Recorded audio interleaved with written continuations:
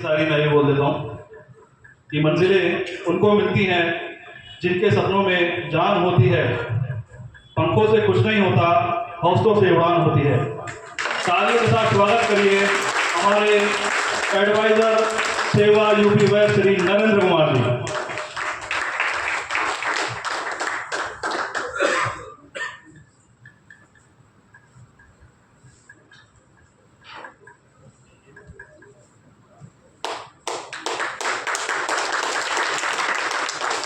सर्वप्रथम करुणा के सागर तथागत गौतम बुद्ध को नमन करते हुए विश्व के महामानव, संविधान निर्माता, भारत रत्न, शोषित पीड़ितों के मसीहा को नमन करते हुए प्रथम महिला शिक्षक सावित्रीबाई फूले, ज्योतिबाई फूले और सभी शोषित पिछड़े समाज में जन्मे संतों बंधुओं को नमन करते हुए आज की गवर्निंग बॉडी मीटिंग में आज के हमारे chief guest Mohammad Salim Baig PGM, guest of honour Shri ND Ram ji GS Seva, special guest PP Srivastava ji senior GMHR, our circle president DGM Shri Varpreet Singh ji, Shri BP Singh ji deputy CS Seva CSQ, Satyaveer Singh ji AGS centre CSQ, Suresh Chand Meena ji assistant final secretary CSQ, Shri RP Sharma ji CS SNDA, Shri Sompal Singh ji CS NFP, Shri Kailash Gautam ji CS एआईएनएस NL और हमारे OSD Bhupendra Kaur Singh ji और यहाँ उपस्थित सभी हमारे जिलों के circle president, district president, district secretary, delegates और सभी जिलों से आए हमारे बेसन एम्प्लॉइज ऑफिसर, मैं आप सभी का इस गवर्निंग बॉडी मीटिंग में हृदय से स्वागत करता हूं, अभिनंदन करता हूं।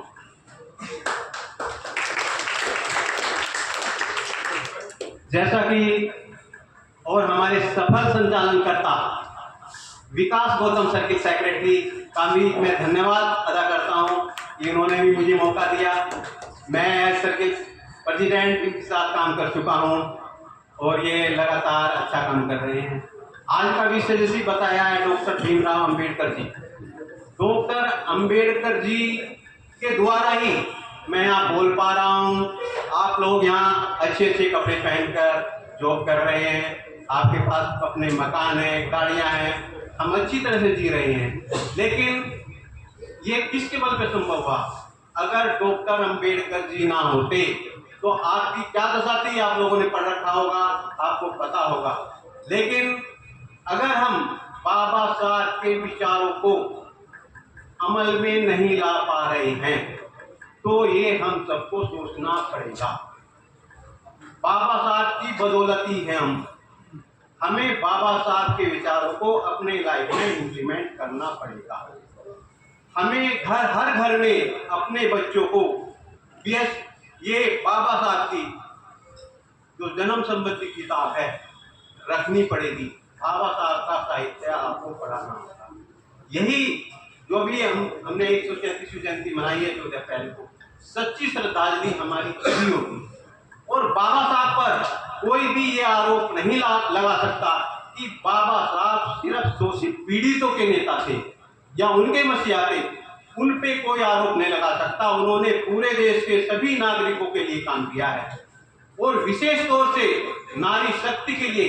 नारी शक्ति की हालत क्या थी, चाहे कोई ब्राह्मण की स्त्री थी, चाहे कोई क्षत्रिय की थी, किसी को पढ़ने लिखने का अधिकार नहीं था। ये सिर्फ बाबा साहब की बदौलत हुआ है। आज नारियां बराबर कंधे से कंधा मिलाकर अच्छे अच्छे पदों पर आईएएस, पीसीएस, राष्ट्रपति ये बन रही है। ये संभव हुआ है बाबा साहब के संविधान से। पहले राजा रानी के पेट से पैदा होते थे, लेकिन जब से संविधान बना है अब वोट की ताकत से राजा बनते हैं। लेकिन आज आप लोगों पे किसी की टेढ़ी नजर है। आज गवर्नमेंट सेक्टर खत्म किया जा रहा है, प्राइवेटाइजेशन हो रहा है। प्राइवेट में नौकरियां सेफ नहीं है, सिक्योर नहीं है। कुछ लोगों को तो लाखों के पैकेज मिलते हैं, करोड़ों के पैकेज मिलते हैं, लेकिन प्राइवेट नौकरी में कुछ को तो 20 से 40 हजार के बीच में तनख्वाह मिलती है। आज शिक्षा कितनी महंगी हो गई है। आप बच्चों को MBBS नहीं करा सकते, BTech नहीं करा सकते हैं, अच्छे कॉन्वेंट स्कूल में नहीं पढ़ा सकते। प्राइमरी स्कूलों की हालत क्या है? सरकार सिर्फ साक्षर बना रही है। पहली क्लास से 9वीं तक पास आउट किए जा रहे हैं, आगे बढ़ाए जा रहे हैं। ये कैसी शिक्षा है ये? और उन स्कूलों में बच्चे किनके पढ़ते हैं? गरीबों के, हम लोगों के बच्चे पढ़ते हैं। क्या आप सोचते हैं टीचर तो मिड डे मील में ही लगे रहते हैं, वे क्या शिक्षा लेते होंगे? उसके बाद में इंटर सरकारी कॉलेजों में आते हैं, वहां की हालत भी बिल्कुल ऐसी ही है। अगर उनसे इंग्लिश में कुछ पूछ लिया जाए, मैथ में कुछ नहीं बता पाते। ये इस समय शिक्षा की हालत है। सरकारें बड़ी बड़ी बातें करती हैं, क्या समान शिक्षा प्रणाली क्यों नहीं लागू होती हमारे देश में?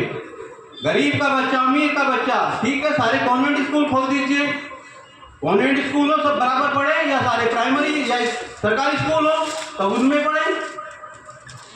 ये हमारे देश की हालत है। हम लोगों को अथक परिश्रम करना पड़ेगा, हमें बिजनेस में जाना पड़ेगा, दुकानें खोलनी पड़ेगी, स्कूल खोलने पड़ेंगे, हॉस्टल खोलने पड़ेंगे, बिजनेस में जाना पड़ेगा। नौकरियों की तो आप छोड़ दीजिए, आगे आप लोगों को, बच्चों को, ये पीढ़ी तो ठीक है नौकरी कर रहे हैं, आने वाली पीढ़ी को नौकरियां नहीं मिलेगी। इस पे हमें विचार करना पड़ेगा। बाबा साहब की जब बात करते हैं, कोलंबा यूनिवर्सिटी में 300 साल का इतिहास में सर्वे किया गया कि कौन सबसे अच्छा स्टूडेंट था। बाबा साहब डॉक्टर अम्बेडकर जी निकले, तभी उनको सिंबल ऑफ नॉलेज कहा गया।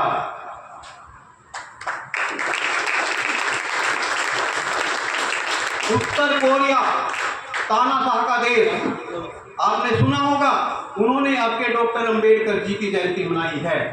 जहां किसी को कोई मानता ही नहीं, वे डिक्टेटरशिप चलाते हैं। उन्होंने कहा बाबा साहब डॉक्टर अम्बेडकर जी सर्वमान्य विश्व के नेता थे। उन्होंने समानता, भाईचारा को बढ़ाया। और बाबा साहब की एक वक्ति है ना कि कहते हैं कि पढ़े लिखे लोगों ने धोखा दिया था। धोखा क्यों दिया था पढ़े लिखों ने? जब अंग्रेज यहाँ राज कर रहे थे, उन्होंने 3-3 लाख रुपए सबको दिए थे, ब्राह्मणों को दिए थे। उन्होंने उससे काशी विश्वविद्यालय बनाया था, ब्राह्मणों को दिए थे। उन्होंने मुस्लिम यूनिवर्सिटी बनाई थी। बाबा साहब ने सोचा, जब मैं अकेला विदेश में पढ़कर मैं इतना कुछ इस देश में क्रांति ला सकता हूँ, इतना सुधार कर सकता हूँ, अगर मैं अपने जैसे युवाओं को विदेश में पढ़ने के लिए भेजूं तो हम क्रांति ला सकते हैं। उन्होंने कोशिश की, पूरे छात्र नहीं मिले, कुछ छात्र मिले, 26 की जो थे कुछ छात्र मिले, वे उन्होंने विदेश में पढ़ने के लिए भेजे।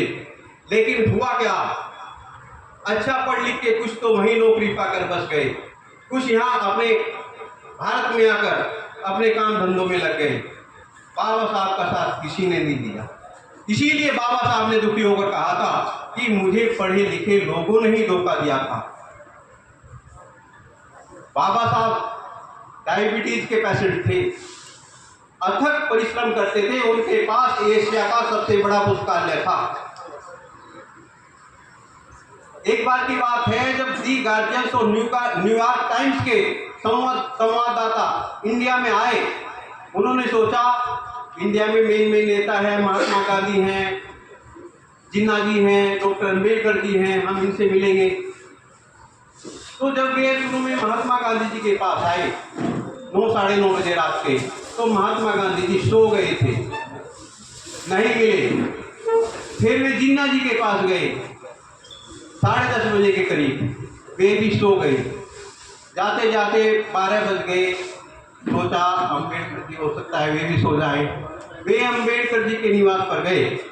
देखा अम्बेडकर जी के यहाँ लाइट जल रही थी।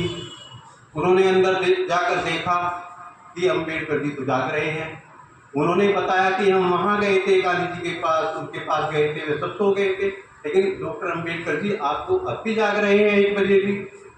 कहने लगे मैं इसलिए जाग रहा हूँ, वे इसलिए सो गए थे कि उनका समाज जागा हुआ है।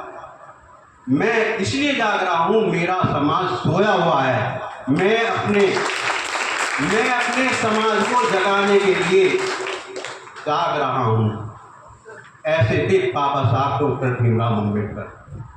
सच्ची श्रद्धांजलि यही होगी कि हम पे बैक टू सोसाइटी भी करें।